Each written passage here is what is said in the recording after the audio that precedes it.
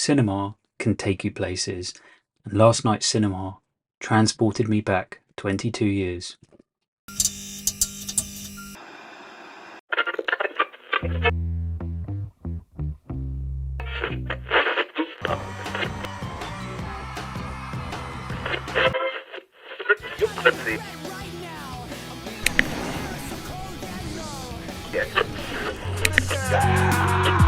Oh my God!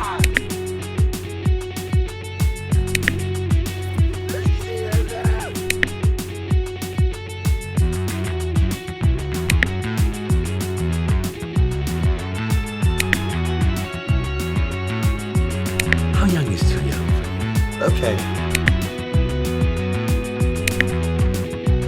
This is some sick shit. Yup, it's about to get sicker. When it's big like that, I just love to ride it hard and rough. Talk to the hand. Pineapple sex wax. You've been dragged to the sidewalk and beat until you Pissed blood!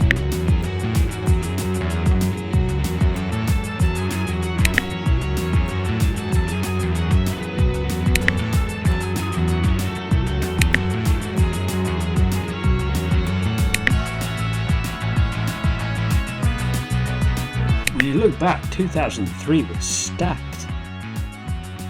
And one of its biggest releases is getting a very special re-release. No. Where did that come from? Delete. Yes, I'm on about the fourth film, written and directed by Quentin Tarantino, which had to be split into two parts because the film was just so big in scale and Tarantino was so reluctant to cut any scenes. He realised that this needs to be a two-parter to release theatrically. However, Kill Bill 1 and Kill Bill 2 had a baby. There was always rumours about a full cut of both movies together, and 22 years on, Tarantino has decided to release it as Kill Bill, the whole bloody affair. So this is 1 and 2 slapped together with a few little tweaks to make them flow seamlessly between the ending of 1 and the beginning of 2.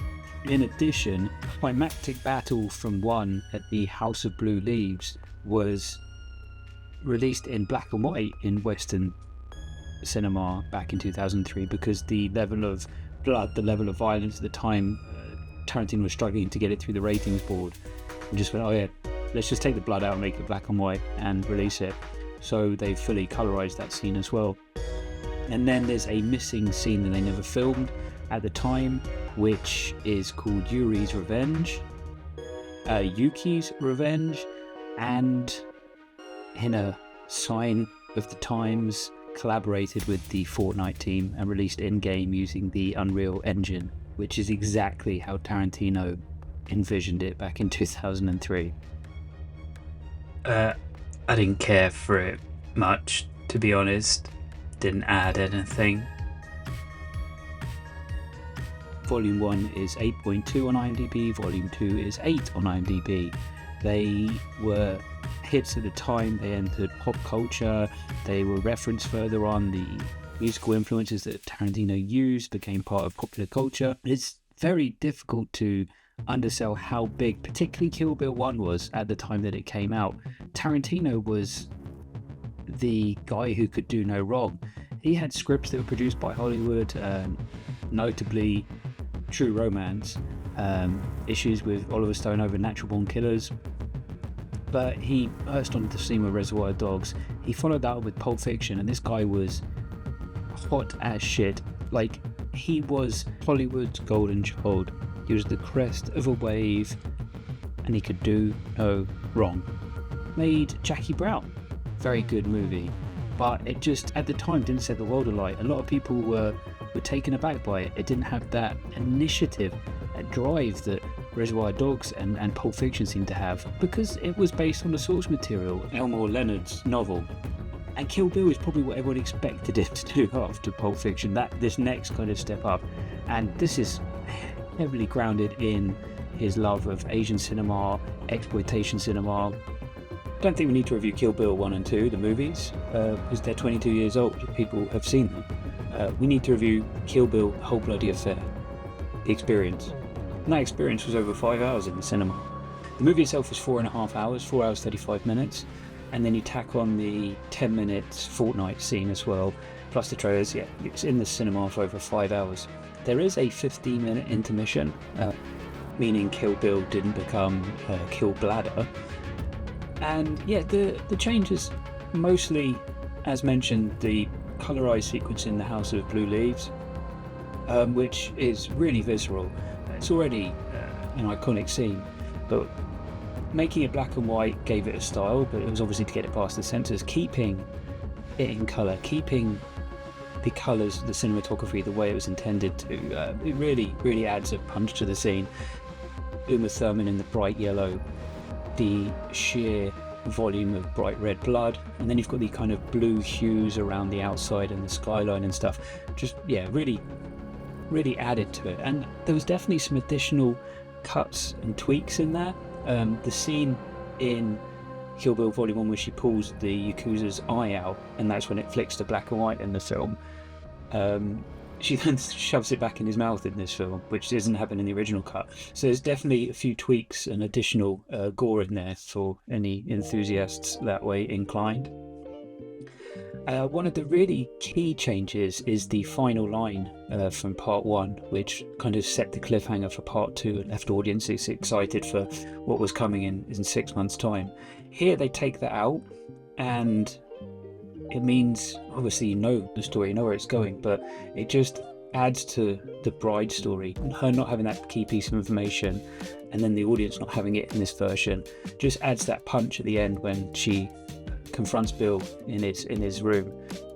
And then the anime sequence in Volume 1, where we see Lucy Liu's character, Oren Ishii's introduction and her backstory as a child.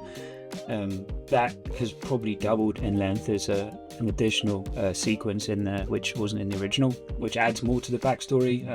I didn't think it added, I don't think it being cut really took anything away. It's more just further detail. But yeah, the two main changes for me were the colorized sequence and the removal of the cliffhanger line. One of the biggest takeaways for this was, stylistically, Kill Bill 1 and Kill Bill 2 are very different. Kill Bill 1 was kinetic, pace, action sequences. Kill Bill 2 slowed things down quite a lot, particularly the grave scene, Michael Madsen, the training of Padme. I don't know if that's the experience of seeing the film a few times on release and a couple subsequently and knowing what's coming, that it went along quickly, but it felt across that 4.5 hour runtime that the part 2 just flew by. Real somber scenes in the film that kind of hit you differently now. We've lost David Carradine, Michael Madsen. That woman deserves her revenge, and we deserve to die. Michael Parks as well. Only on the condition that you call me Esteban. Some of their most definitive moments in cinema.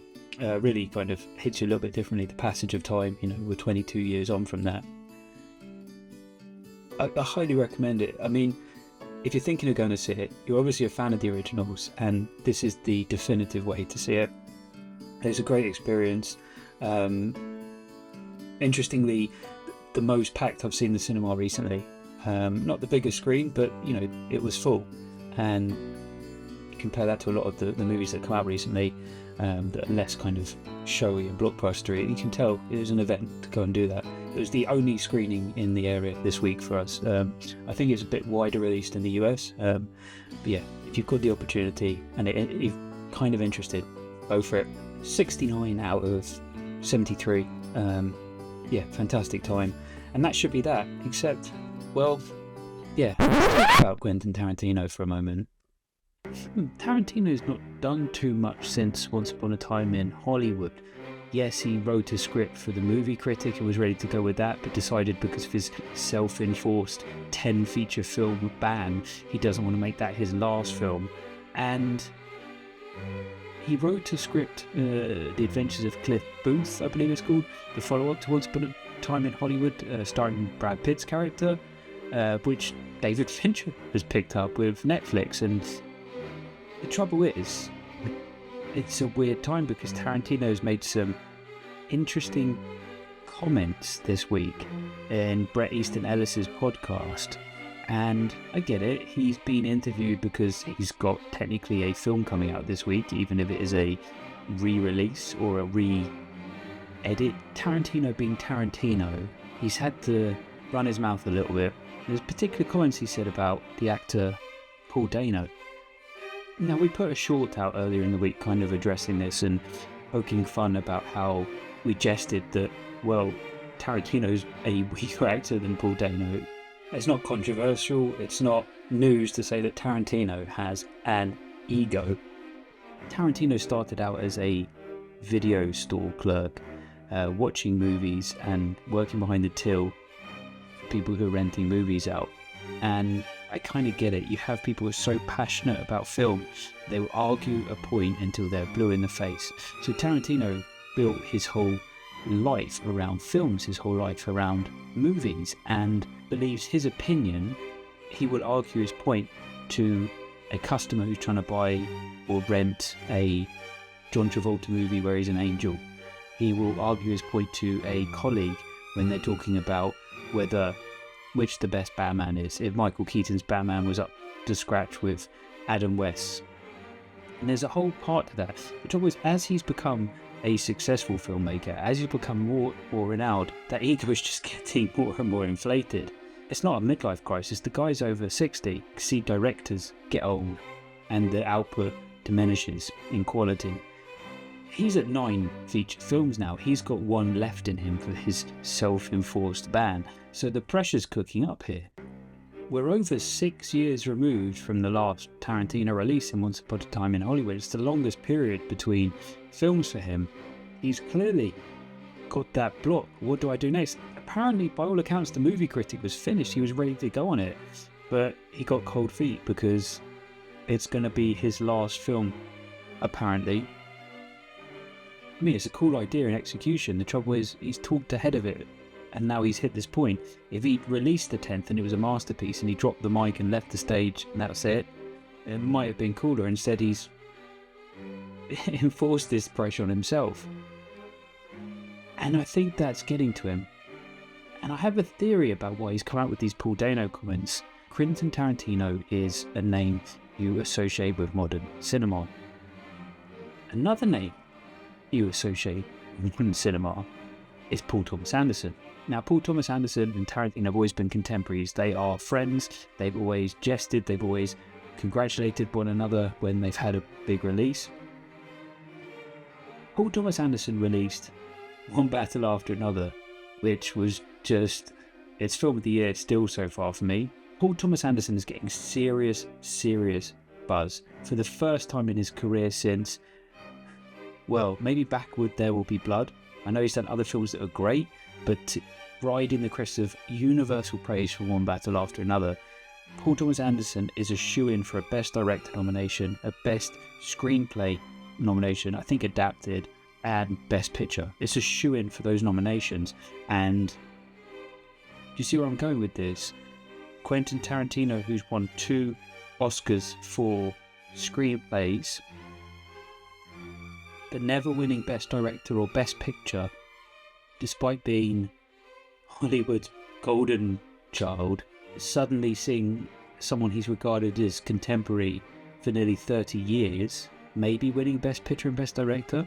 So what if you had an opportunity on a podcast to poke the bear a little bit, put some comments out there about Paul Dano? Paul Thomas Anderson has, 3 months till the Oscars, 3.5 months? And he's going to do a lot of press, a lot of interviews. And suddenly, if you can shift the dial a little bit and make it about yourself, but then start belittling that, suddenly Paul Thomas Anderson's interviews aren't going to be about, tell me about what you and Benicio and DiCaprio did on set. Tell me about the roads that you filmed on. Tell me about discovering Chase Infinity. Now, until the Oscars, Paul Thomas Anderson's press tour is going to be about, so Tarantino said shit about Paul Dano. Let's talk about that. They need to shut this down quickly in order for them to carry on with their campaign. But do you see where I'm going with this? I don't know, maybe I'm making too much about it.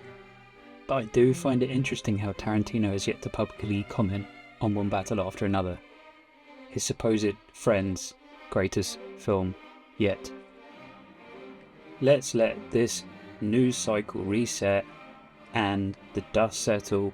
Let's see what the Adventures of Cliff Booth is like in the summer, and let's see what Tarantino does for his final movie.